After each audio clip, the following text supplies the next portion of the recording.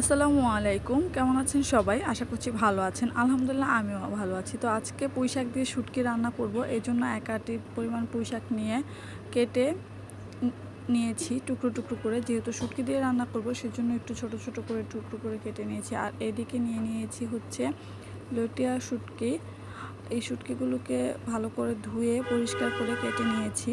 তো এখন হচ্ছে একটা কড়াইতে তেল দিয়ে তেলের মধ্যে পেঁয়াজ ভেজে নিচ্ছি। পেঁয়াজ ভাজার মধ্যে হলুদ মরিচের গুঁড়ো, তারপরে দিয়ে দিচ্ছি হচ্ছে আদা রসুনের গুঁড়ো। এগুলো দিয়ে মশলাটাকে একটু মিক্স করে কিছুটা সময় একটু কষিয়ে নেওয়ার জন্য সামান্য পরিমাণে পানি দিয়ে দিব। পানিটাকে অনবরত নেড়ে কষাবো। এর মধ্যে হচ্ছে স্বাদমতো লবণ দিয়ে দিচ্ছি।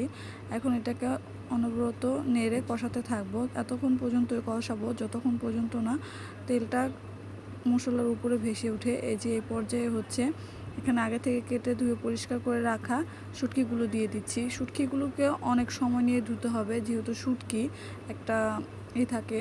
শুটকিগুলোকে মশলার সাথে অনবরত নেড়ে মিক্স করে নেব। তারপরে একটু হচ্ছে কষানোর জন্য সামান্য পরিমাণে পানি দিয়ে দিব। তারপরে আবারও অনবরত নেড়ে শুটকিটাকে রান্না করে নিব। শুটকিটা একটু প্রায় হয়ে আসলে এ পর্যায়ে আবারও শুটকিটাকে সিদ্ধ হওয়ার জন্য পর্যাপ্ত পরিমাণে পানি দিয়ে দিব। পানি দিয়ে কিছু সময় জাল করে নিব। পানিটা একটু ঘন হয়ে আসলে ওই পর্যায়ে আগে থেকে কেটে পরিষ্কার করে ধুয়ে রাখা পুঁইশাকগুলোকে দিয়ে দিব। দিয়ে এখন পুঁইশাকগুলোকে শুটকির সাথে আলতো হাতে কষিয়ে নিব। এটাকে অনবরত নাড়ার মধ্যে কষাতে হবে। আর এই পর্যায়ে দিয়ে দিচ্ছি 3টির মতো কাঁচামরিচ চিড়ে। এখন অনবরত নাড়ার মধ্যে করতে হবে। নাড়া হয়ে গেলে কিছুটা সময়ের জন্য ঢেকে দিয়েছিলাম, বলক চলে আসছে। আর পুঁইশাকে বেশি পরিমাণে পানি দেওয়ার দরকার নেই, কারণ শাক থেকে এমনিতেও পানি উঠে। তো এই পর্যায়ে শাক সিদ্ধ হওয়ার জন্য একটু পানি দিয়ে আবারও ঢেকে দিয়েছিলাম। তো এই তো এ পর্যায়ে আমাদের রান্না প্রায় হয়ে এসেছে। আর একটু নাড়ার মধ্যে রান্নাটা করে নেব, আবারও কিছু সময় ঢেকে দেব।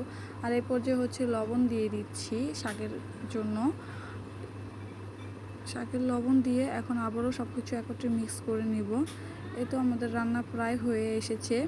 দেখতেই পাচ্ছেন কতটা ইয়াম্মি হয়েছে। আর মাশাআল্লাহ খেতে এতটাই টেস্টি হয়েছিল যে বলার বাইরে। এই যে দেখুন, দেখা যাচ্ছে যে কতটা ইয়াম্মি হয়েছিল। তো আজকের ভিডিও এই পর্যন্ত। আল্লাহ হাফেজ।